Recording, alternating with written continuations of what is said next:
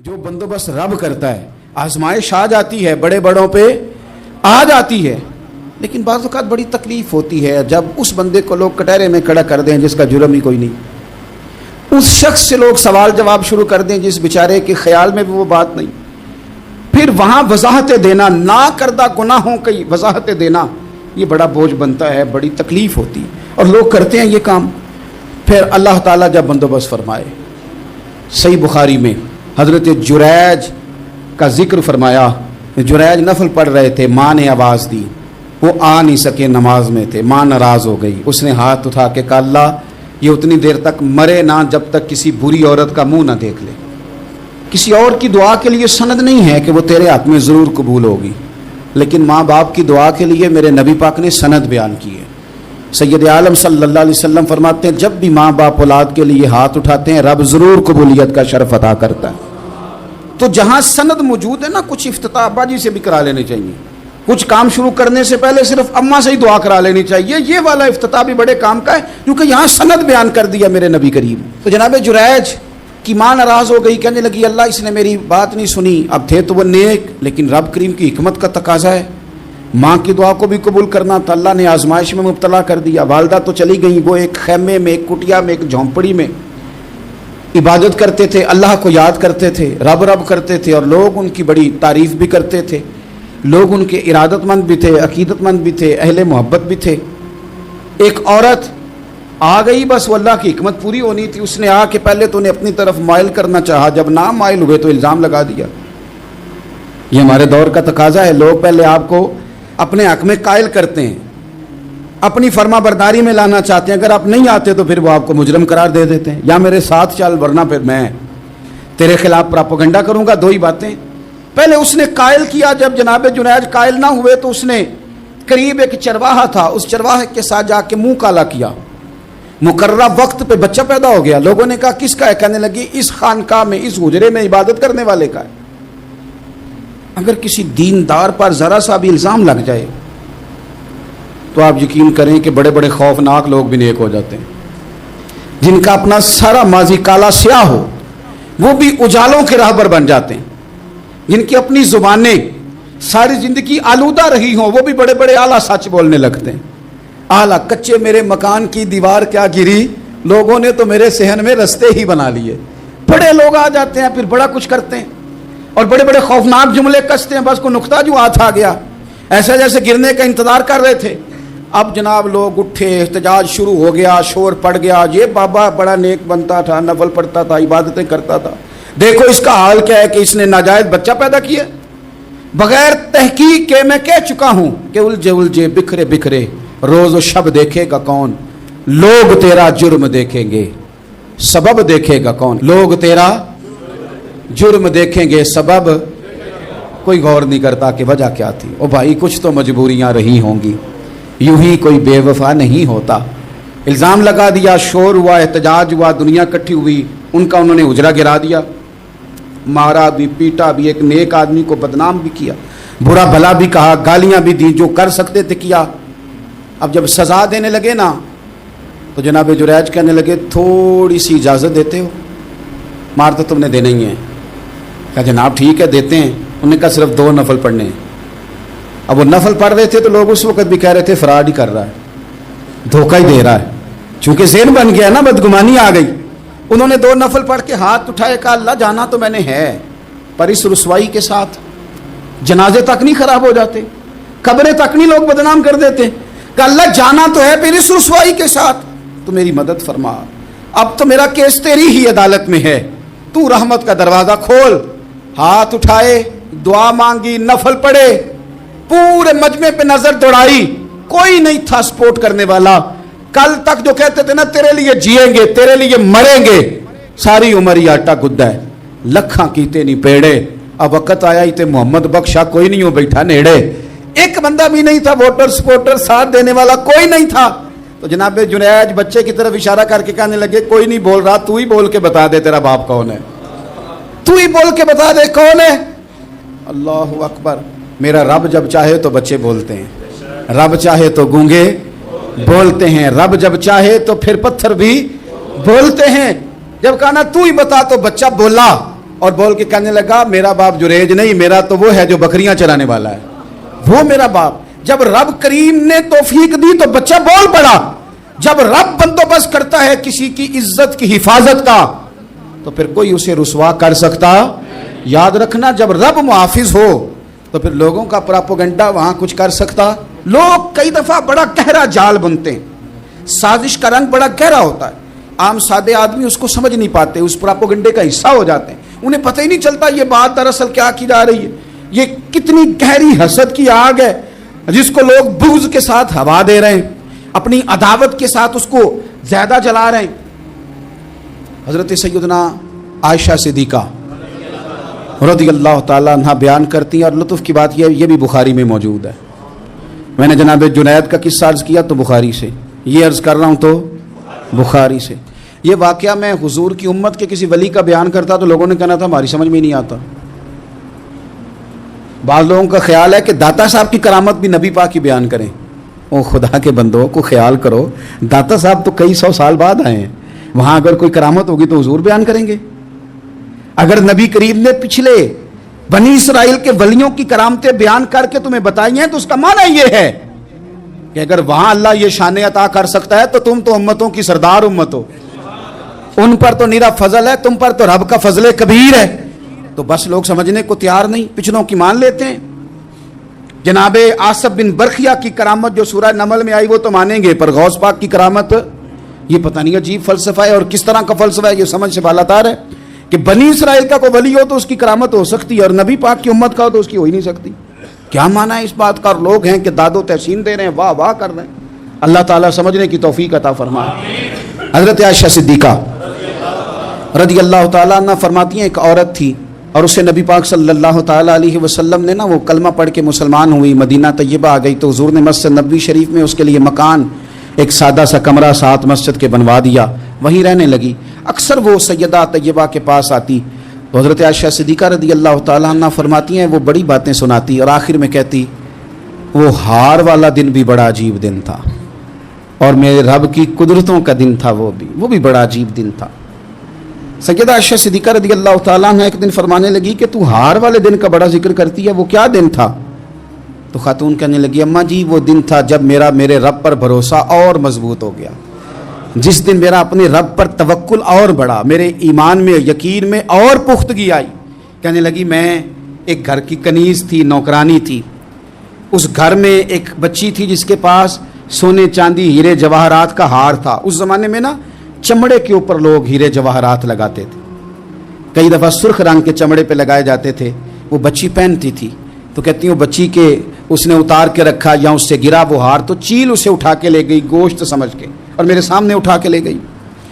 گھر والوں نے مجھ سے پوچھا، یہ بخاری میں موجود ہے، گھر والوں نے پوچھا مجھ سے کہ وہ ہار کہاں ہے تو میں نے کہا چیل اٹھا کے لے گئی۔ گھر میں کچھ چوری ہو جائے تو سب سے پہلا الزام کس پہ لگتا ہے؟ ملازمین پہ۔ کہتے انہوں نے مجھے بڑا مارا، بڑی تکلیف تھی، حتیٰ کہ میری شرمگاہ تک کی تلاشی، میری عزت اتنی خراب کی میں بتا نہیں سکتی۔ میں نے اپنی زندگی میں ایک واقعہ دیکھا، ایک امیر گھر میں چوری ہو گئی، ملازم کو اتنا مارا کہ وہ چارپائی پہ پڑ گیا، پولیس والوں سے اتنی مار پروائی گئی کہ وہ بیچارہ چارپائی پہ پڑ گیا، اور پھر وہ اتنا بیمار ہوا اور کچھ دنوں کے بعد پتہ چل گیا کہ چور تو اپنا بیٹا ہے ان کا، پھر اس کا انتقال ہو گیا۔ اب وہ سیٹھ صاحب اور گھر والے آ کے مرنے والے کے کان میں معافیاں مانگ رہے ہیں، کان میں۔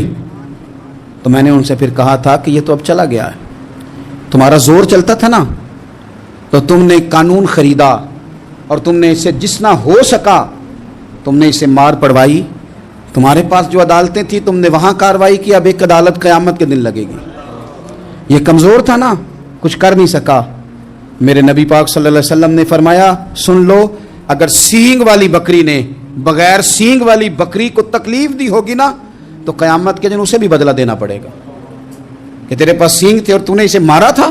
وہ خاتون عرض کرتی ہے سیدہ عائشہ کی خدمت میں کہ مجھے بڑا مارا، مجھے تکلیف دی، میں کہہ رہی تھی کہ میرے سامنے چیل لے گئی ہے پر وہ نہیں مان رہے تھے، اماں جی انہوں نے مجھے بڑا مارا۔ حضرت عائشہ صدیقہ کہتی ہیں پھر کیا ہوا؟ کہنے لگی اماں جی جب کوئی میرا مددگار نہ رہا، مجھے تکلیف دے رہے تھے، رسوا کر رہے تھے، تو میں نے اپنے رب سے مدد چاہی میرے رب کی طرف میں نے توجہ کی, میں نے کہا مالک اب تو ہی میرا مددگار ہے. کہتی ہے وہ مجھے مار رہے تھے تو وہ چیل جو ہار لے گئی تھی وہی لے کے واپس آ گئی, اور ہمارے سروں کے قریب لا کے اس نے جب اس ہار کو پھینکا, وہ مجھے چھوڑ کے سائڈ پہ ہوئے, وہ میری بے گناہی جان گئے. لیکن آپ کو بتاؤں اس دن سے میرا اپنے رب پر یقین اور بڑھ گیا.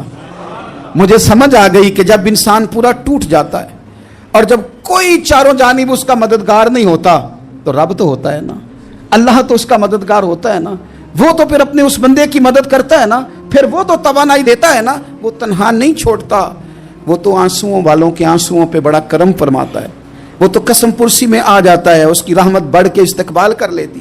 تو بھائی جب آپ پر اللہ کی حکمت کے تقاضے پورے ہونے لگیں اور زندگی میں کبھی کوئی ایسا وقت آئے کہ آپ محسوس کریں کہ تنہا رہ گئے ہیں اور کئی اپنے بھی مخالفین کی جماعت میں نظر آنے لگے ہیں, تو اس وقت پھر دل, روح, زبان اور ذہن کو یکجا کر کے سمجھ لینا کہ جب ساری دنیا ساتھ چھوڑ جاتی ہے تو رب کی رحمتیں اس وقت بھی ساتھ رہتی ہیں اور اللہ کی مدد اس وقت بھی بندے پہ کرم نوازی کرتی ہے. ایک اور حدیث سنیں, لطف کی بات یہ ہے یہ بھی بخاری میں ہے, یہ بھی واقعہ بخاری میں ہے. اللہ اکبر. ایک شخص نے نا ایک بندے سے قرض مانگا, اس نے کہا مجھے قرضہ دو. وہ کہنے لگا کہ کتنا قرضہ؟ اس نے کہا 1000 دینار. دینار سونے کا ہوتا تھا, درہم چاندی کا ہوتا تھا. 1000 دینار چاہیے. اس نے کہا کوئی گواہ ہے تیرے پاس؟ غریب کا گواہ بھی کوئی نہیں بنتا. کبھی الجھ جائے نا کوئی بندہ تو کئی اپنے بھی کہہ دیتے ہیں کہ ہم اس کے قول فعل کے ذمہ دار نہیں ہیں. ایک غریب آدمی کو قرض کی ضرورت پڑ گئی, 1000 دینار چاہیے. میں کہہ چکا ہوں کہ درہم چاندی کا ہوتا تھا, دینار سونے کا. اب 1000 دینار لینا ہے. تو جس بندے سے اس نے کہا, اگرچہ وہ نیک بندہ تھا, اس نے کہا یار 1000 دینار دے دو. تو کہنے لگا کوئی گواہ ہے تیرے پاس؟ وہ کہنے لگا غریبوں کا گواہ کون ہوتا ہے؟ ہاں ایک گواہ ہے. کہا کون؟ کا میرا رب, وہ تیرے اور میرے بیچ گواہ ہے. اس نے کہا کوئی کفیل, اگر تو پیسے نہ دے سکے تو وہ بعد میں دے دے, یا تجھے کچھ ہو جائے تو وہ دے دے. اس نے کہا کفیل بھی میرا اللہ ہی ہے, میرے پاس اگر ہے تو رب کریم کا نام ہے, اگر اعتماد کر سکتا ہے تو کر لے. بندہ نیک تھا, اس نے کہا رب کے نام پہ, رب کی کفالت پہ, اللہ کو گواہ بنا کے میں تیار ہوں تجھے 1000 دینے کو. اس نے 1000 دینار دے دیا. وقت واپسی کا طے ہو گیا, وہ چلا گیا پیسے لے کے. اس نے پوری محنت کی کہ میں نے وقت پہ پیسے لوٹانے, پوری محنت بھی کر لی, اللہ نے مدد بھی کر دی, پیسے بھی اس تاریخ کو اسے مل گئے. بعض لوگوں کا تو لوٹانے کا دل ہی نہیں نہ ہوتا. فرمایا حدیث پاک میں کہ تو لوٹانے کا ارادہ کر, رب تیری مدد بھی فرمائے گا. لیکن یہاں بہت سارے لوگ کہتے ہیں خیر ہے, ارادہ ہی نہیں. تو پھر جس طرح کا بندے کا گمان ہو, رب بھی اسی طرح کا معاملہ فرماتا ہے. اس نے پیسے جمع بھی کر لیے اور واپس دینے کو تیار بھی ہو گیا, لیکن رستہ بحری جہاز کا تھا, کشتی کا تھا, دریا کے رستے واپس آنا تھا. اب وہ جب آ گیا دریا کے کنارے تو بڑی کوشش کی, پر وہاں اسے کوئی کشتی نہیں ملی. وقت پہ پیسے لوٹانے ہیں, سفر کرنا ہے, اب سواری میسر نہیں ہے. سوچ سوچ کے پریشان تھا کہ میں نے تو اللہ کے نام پہ لیے. اچانک دل میں ایک تجویز آئی. اس نے ایک لکڑی لی, لکڑی کو اندر سے کھولا, 1000 دینار اس میں بھرا. بخاری پڑھ رہا ہوں, اور ساتھ ایک خط بھی لکھا کہ یار میں پیسے پہنچانا چاہتا تھا پر مجھے کوئی چیز نہیں ملی دریا کے اس پار آنے, اللہ کے نام پر تیری طرف روانہ کر رہا ہوں. اور یہ کہہ کہ وہ لکڑی دریا میں رکھ دی. وہ لکڑی ڈوب گئی ہے, واپس آ گیا. وہ جس نے پیسے لینے تھے وہ عین مقررہ وقت پر دریا کنارے آیا. صبح سے سر شام تک اس نے انتظار کیا. دل ڈھلنے لگا تو دل میں خیال آ گیا کہ یار نہیں, اس نے دینے ہی نہیں, جھوٹا وعدہ کر گیا, پہنچا ہی نہیں وقت پہ. اب جب واپس لوٹنے لگا تو اچانک دریا میں ایک لکڑی تیرتی ہوئی دکھائی دی. کہنے لگا لے جاتا ہوں, شام کو روٹیاں پکانے کے کام آئے گی, ایندھن بنا کے جلا لوں گا, ہنڈیا پک جائے گی. لکڑی اٹھا کے جلانے کے لیے گھر لایا. گمان تھا کہ وہ نہیں آیا وعدہ کر کے, اللہ کو کفیل اور وکیل بنا کے اور گواہ بنا کے پھر بھی نہیں آیا. لکڑی لے کے گھر گیا, بخاری ہے. اور جب اس کو چیرا نہ کہ میں اس کی آگ جلاؤں گا, کھولا تو اندر سے 1000 دینار بھی نکل آیا, خط بھی نکل آیا. اب ذرا سمجھنا, اس کے دل میں بات کس نے ڈالی کہ تو لکڑی میں پیسے ڈال دے؟ اللہ نے. اس بندے کو مقررہ وقت پہ کنارے بھیجا کس نے؟ لکڑی صرف اسی کے ہاتھ آئی تو یہ بندوبست کیا کس نے؟ اللہ نے. گھر جا کے چیری تو پیسے بحفاظت اس تک پہنچائے کس نے؟ تو پھر ہمیں بھی توجہ اللہ کی جانب بھی کرنی چاہیے. ہمارے پہ دل کی توجہ رب کی طرف ہی ہونی چاہیے نا. ہمیں ادھر ادھر جانے کی, دیکھنے کی, بندوں پر غور کرنے کی ضرورت کیا ہے؟ وہ پیسے پہنچ گئے, یہ وہاں اپنی جگہ پہ پریشان تھا, اس نے 1000 دینار اور جمع کیا. پھر دوبارہ ایک دن دریا کنارے آیا, کشتی مل گئی, بیٹھ کے اپنے اس بھائی کے پاس آیا, کہنے لگا دیکھنا مجھ پر بدگمان نہ ہونا, پیسے اس تاریخ کو بھی جمع کر لیے تھے. دریا پہ آیا تھا پر کشتی نہیں ملی تھی. پھر میں نے نا لکڑی میں ڈال کے خط ڈال کے تیری طرف بھیج بھی دیے تھے, لیکن آج میں پھر لے کے آ گیا ہوں. وہ کہنے لگا خوش ہو جا, جس رب کو تو نے میرا اور اپنا گواہ بنایا تھا اس رب نے میرے تک پہنچا بھی دیے ہیں. جب لوگ اللہ کو گواہ بناتے ہیں, رب کی جانب اپنی توجہ کرتے ہیں, اپنی چاہتوں, خواہشات اور اپنی ساری چٹھیاں اپنے رب کریم کی رحمت کی طرف روانہ کرتے ہیں, پھر اللہ اپنے بندوں کو مایوس نہیں کرتا. اللہ اپنے بندوں کو نواز دیتا ہے.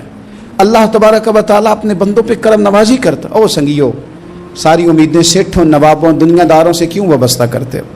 ساری توجہات کا مرکز کیوں ان لوگوں کو بناتے ہو جو تمہیں دنیا میں مضبوط نظر آتے ہیں؟ اپنی توجہات کا مرکز اپنی خدا کو بنائیے, اپنے مالک کی جانب اپنی ساری خواہشات کا رخ پھیر دیجئے, اپنی توجہات اپنے رب کی جانب کر لیجئے. وہ اپنے بندوں پہ بڑی کرم نوازی فرماتا ہے. وہ عزتوں کا بھی محافظ ہے, وہ پریشانیوں میں کرم نوازیاں فرمانے والا ہے, وہ ساتھ دینے والا ہے, وہ اس کی رحمت قریب آ کے بندے کو سہارا دیتی ہے. وہ اپنے فضل سے اپنے بندوں کی ہر مشکل میں دستگیری فرماتا ہے. اسیاں سے کبھی ہم نے کنارہ نہ کیا, اور تو نے بھی تو دل آزردہ ہمارا نہ کیا. ہم نے تو جہنم کی بہت کی تدبیر, پر مولا تیری رحمت نے گوارا نہ کیا. عدل کریں تے تھر تھر کمبن, اچیاں شانہ والے, تجھے تو فضل کریں تے بخش جاون, میرے جے منہ کالے. آخر دعوایا ان الحمد للہ رب العالمین.